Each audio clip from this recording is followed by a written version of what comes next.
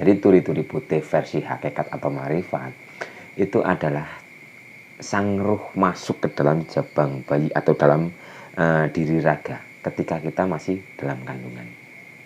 Jadi turi-turi putih itu adalah sang ruh. Ditandur ning kebun agung, ruh masuk ke dalam diri raga. Turi-turi putih. Assalamualaikum warahmatullahi wabarakatuh. Rahayu, rahayu, rahayu. Kali ini saya akan menjabarkan tentang tembang Jawa, yaitu turi-turi putih.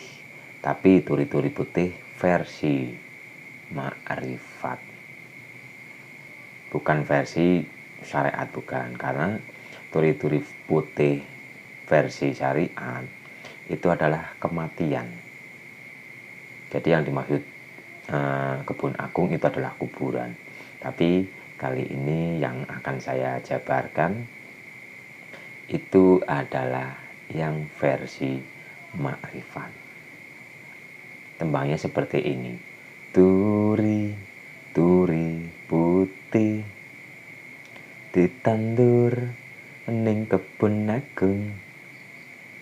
Turi-turi putih ditandur ning kebun agung. Ana cleret tiba nyemplung, mbok ira kembange apa? Mbok ira, mbok ira, mbok ira kembange apa? Lah yang dimaksud turi putih, turi itu adalah pitutur. Pitutur itu adalah kata-kata. Kata-kata kok putih, berarti kata-kata yang baik-baik, kata-kata yang positif. Jadi turi-turi putih itu adalah kata-kata yang positif. Dan turi-turi putih itu sebenarnya adalah kata hati. Karena hati kita selalu mengarahkan, selalu membimbing kita ke dalam jalan kebenaran. Jadi yang dimaksud turi-turi putih, pitutur kang putih, atau kata-kata yang bersih itu adalah kata hati kita sendiri. Kenapa kata hati? Kenapa kata-kata yang bersih, kata-kata kebenaran itu ditandur ning kebun agung? Ya, yang dimaksud kebun agung itu sebenarnya adalah raga kita ini. Jadi pitutur yang bersih, pitutur tentang kebenaran itu ditanam, ditandur ning kebun agung. Karena raga kita ini adalah kebun agung, jagat semesta. Raga kita ini adalah jagat semesta, jagat alit, jagat gede, jagat alit. Tapi sejatinya jagat gede ono nang jero jagat alit. Jadi yang jagat gede ya tubuh kita ini, raga kita ini. Jadi turi-turi putih itu adalah kata hati yang ditanam ke dalam raga ini. Yang dimaksud kata hati itu adalah sang ruh. Karena yang membawa kebenaran itu adalah sang ruh. Oleh karena itu dalam tembangnya, ditandur ning kebun agung, ana cleret tiba nyemplung, mbok ira kembange apa? Yang dimaksud ana cleret tiba nyemplung itu adalah ruh kita.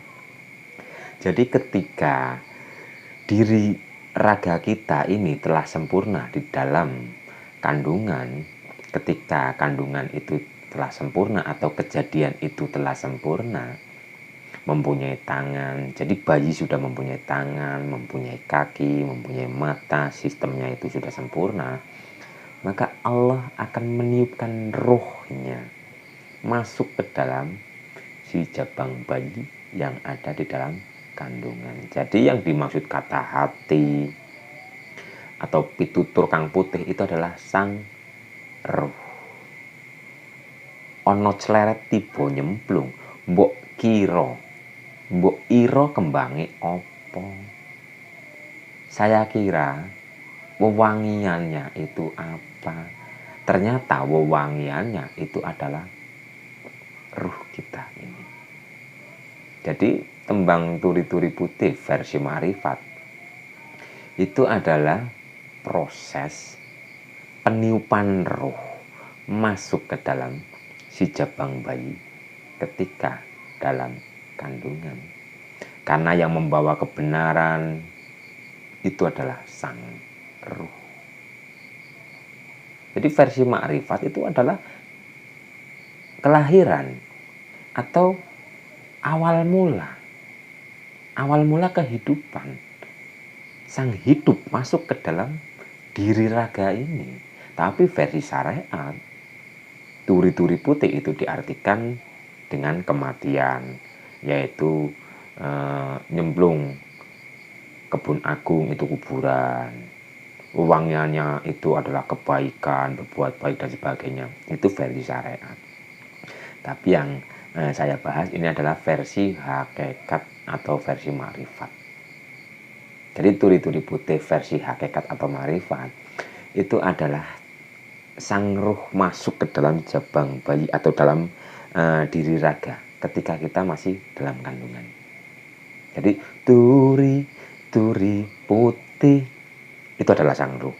Ditandur ning kebun agung, ruh masuk ke dalam diri raga. Turi putih ditandur ning kebun agung, ana cleret tiba nyemplung, mbok kira kembange apa? Mbok ira kembange apa? Jadi itu adalah lagu atau tembang kehidupan masuk. Karena sejatinya ruh itu adalah cepretan dari Sang Maha itu sendiri.